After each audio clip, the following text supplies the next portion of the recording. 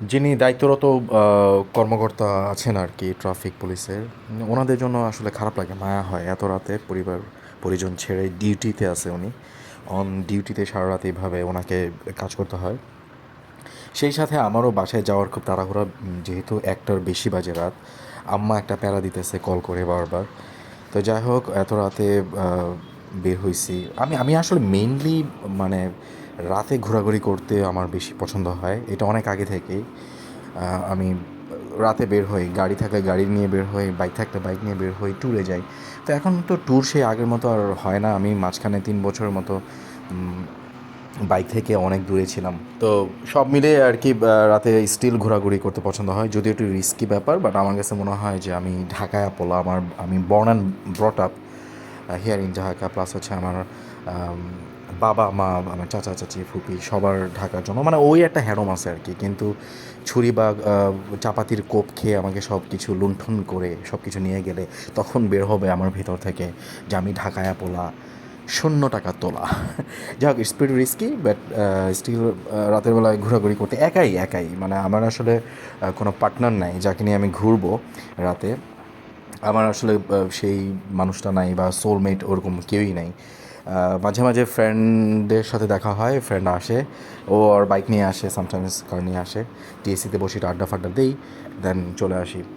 রাতের বেলায় খুব আরাম লাগে ঘোরাঘুরি করতে, বাইক চালাতে খুব মজা পাই, গাড়ি ড্রাইভ করে খুব মজা পাই রাতের বেলায়, এত রিস্কের মধ্যেও। আর আরেকটা বিষয়, আমি যেটা করি, যেহেতু আইন শৃঙ্খলার অবস্থা খুবই খারাপ, সেই সাথে আমি রাতে যদি বের হই, বিশেষ করে যদি একা থাকি, আমি আমার সেলফ ডিফেন্সের জন্য একটা আমি সেলফ ডিফেন্সিভ স্টিক একটা সাথে রাখি। আর আরেকটা বিষয় হচ্ছে, নিউজ বা বিভিন্ন ভিডিও ভাইরাল হচ্ছে ফেসবুকে বা নিউজের মাধ্যমে জানতে পারি যে ঢাকার কোন কোন এলাকাগুলো মানে একটু রিস্কি আর কি। তো ঢাকার ভিতরে কিছু কিছু রিমার্কেবল জায়গা আছে, যেই জায়গাগুলোতে দিনে ইভেন রাতে বিশেষ করে স্ন্যাচিং হচ্ছে খুব ইজিলি। কিশোর গ্যাং থেকে শুরু করে ফাতরা পোলাপান, বস্তির পোলাপানগুলো মানে নাইফ ইভেন চাপাতি কোবা টোবা নিয়ে যখন তখন স্ন্যাচিং করতেছে। তবে একটা জিনিস দেখে ভালো লাগলো যে মানুষের বিশেষ প্রয়োজন ছাড়া সন্ধ্যার পর বাসা থেকে বের হচ্ছে না। ইভেন আমি যখন বাসার দিকে আসতেছি তখন তেমন একটা বাইক আমার চোখে পড়ে নাই, ভেরি ফিউ দেখলাম।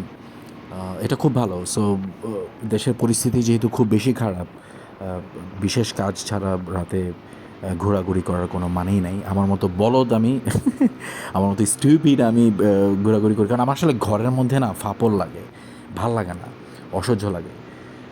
তো দেখা যাইতেছে যে আমি একটু ঘুরে টুরে আসলে আমার কাছে একটু রিফ্রেশিং একটা ব্যাপার কাজ করে আমার মধ্যে, ইভেন ঘুমটাও ভালো হয়। এনিওয়ে, বাসায় চলে যাচ্ছি, অনেক রাত হয়ে গেছে। আর হচ্ছে সবাই ভালো থাকবেন ইনশাল্লাহ। আর রোজার মধ্যে সবাই রোজা রাখবেন, আমি নিজেও রোজা রাখতেছি ইনশাল্লাহ, নামাজ পড়বেন। ভালো থাকবেন, সাবধানে থাকবেন। আসসালামু আলাইকুম।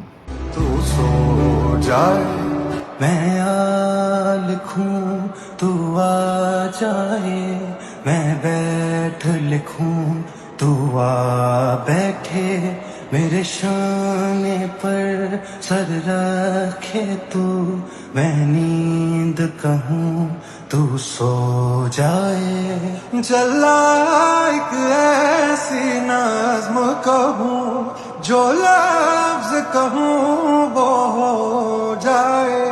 मैं दिल लिखूं तू दिल थामे, मैं गुम लिखूं वो खो जाए।